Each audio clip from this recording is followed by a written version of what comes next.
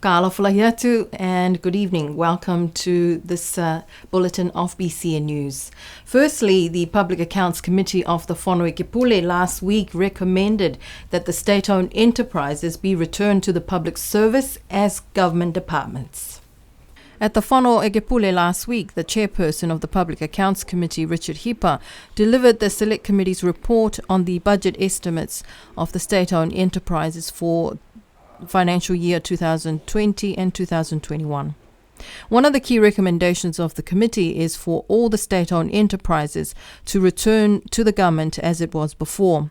According to Richard Hipa, the Public Accounts Committee was unanimous in these entities being brought back under the government as how it was.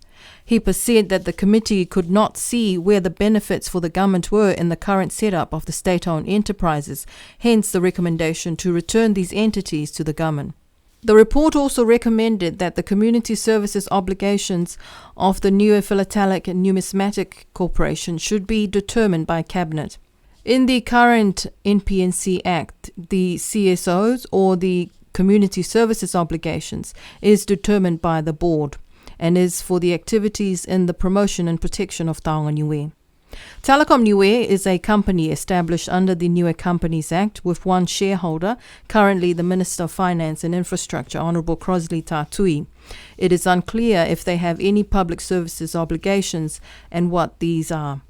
The state-owned enterprises covered in the Public Accounts Committee's report are the NPNC, which is also responsible for the Nonu Farm, the government's housing, Niue Bond and Liquor and its subsidiary Kaiwhiawhia Cafe, and Telecom Niue Limited.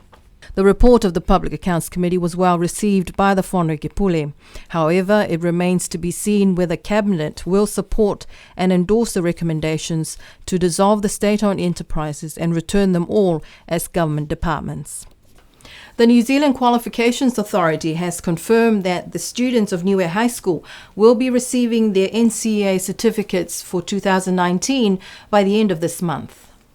BCN News contacted New Zealand Qualifications Authority last week after receiving an email from the principal of Niue High School that parents and students had been informed that the NZQA certificates for 2019 will only be available online due to the impacts of COVID-19 and that there will be no hard copies issued for the students, but however the students and parents may request for copies.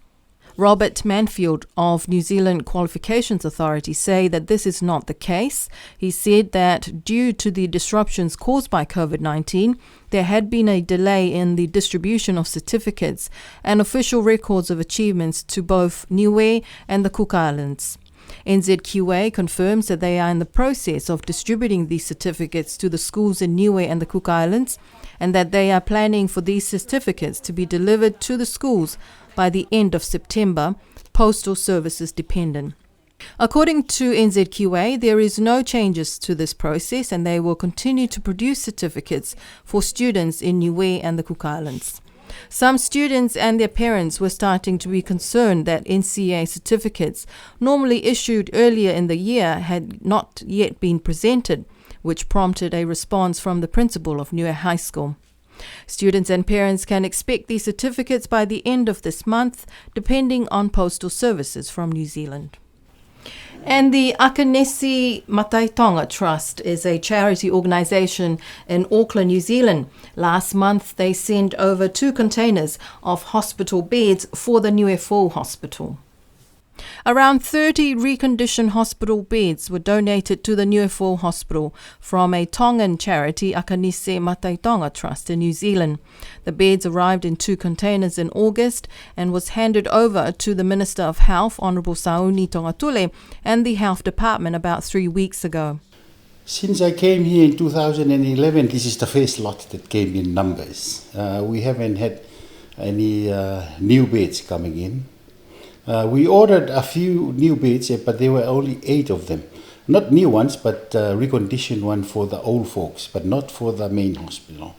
So this is the first lot that comes since I was here from 11 onwards. The Director of Health, Dr. Edgar Akawala, told BCN News last week that some of these beds will be kept in storage to be used in the COVID-19 facility if and when there is a confirmed case in Niue. Some, about 10 will be used, 10 or 12 will be used in the main hospital. Some will be used, 8 will be going to the old folks.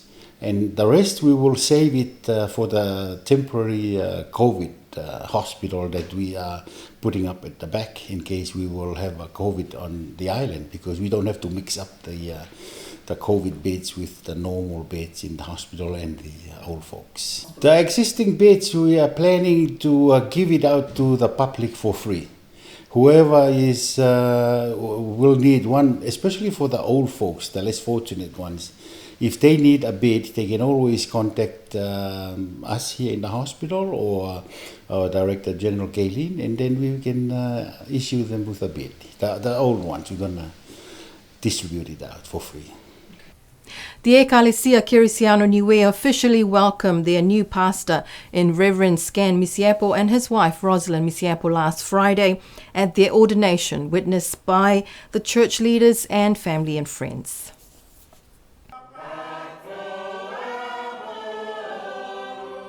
Despite the heavy rain and thunderstorms, the Centennial Church building in central Alofi was packed with people last Friday to witness the ordination of Reverend Scan Misiapo and Mrs. Rosalind Misiapo.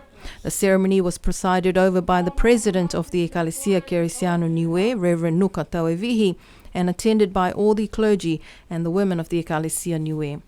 Reverend Misiapo from the villages of Hakupu and Toi and his wife, Mrs. Rosalind Misiapo, from the village of Liku were welcomed with celebration. After the official part of the program, the crowd gathered at the Millennium Hall to partake in the food prepared by the villages of Hikutavake and Hakupu and the Misiapo family. Reverend Scan and Mrs. Rosie Misiapo have been serving and ministry to the Ecclesia of Hikutavake for some time and will continue to serve there. The Minister of Social Services, the Honourable Sauni Tongatule, is asking the village councils around the island to step up. The Minister also said that the government is looking at a program to allow more youth representation in village councils.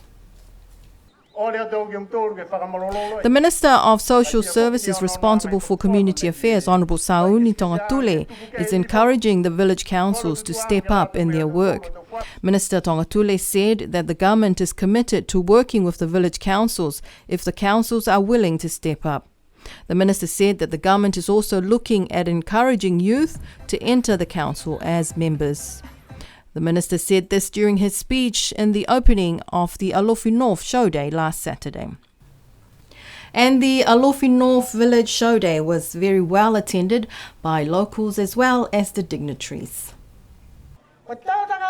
The Member of Parliament for the village of Alofi North, Honourable Vainga Tukuitonga, welcomed the crowd to their show day and told everyone the theme of the day was Recycle, Upcycle. Rupina Morrissey, the chairperson of the village council, thanked the government for the support of all the work of the villagers. Village show days is also traditionally the day when the village council present their wish lists to the government. Rupina Morrissey, on behalf of the village council, asked the government to do something to clear the track called Maangiangi from central Alofi to Paliasi.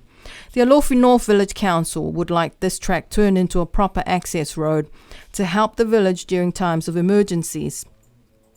The only access to Paliasi now is the main road from Utuko Junction, and this is not suitable should an emergency require the evacuation of the village. In response, Minister Sauni Tongatule acknowledged the request on behalf of the government. The day ended with the performances by the youth for those who stayed on to enjoy the festivities with the people of Alofi North. The events were all done and completed before the heavy downpour in the afternoon.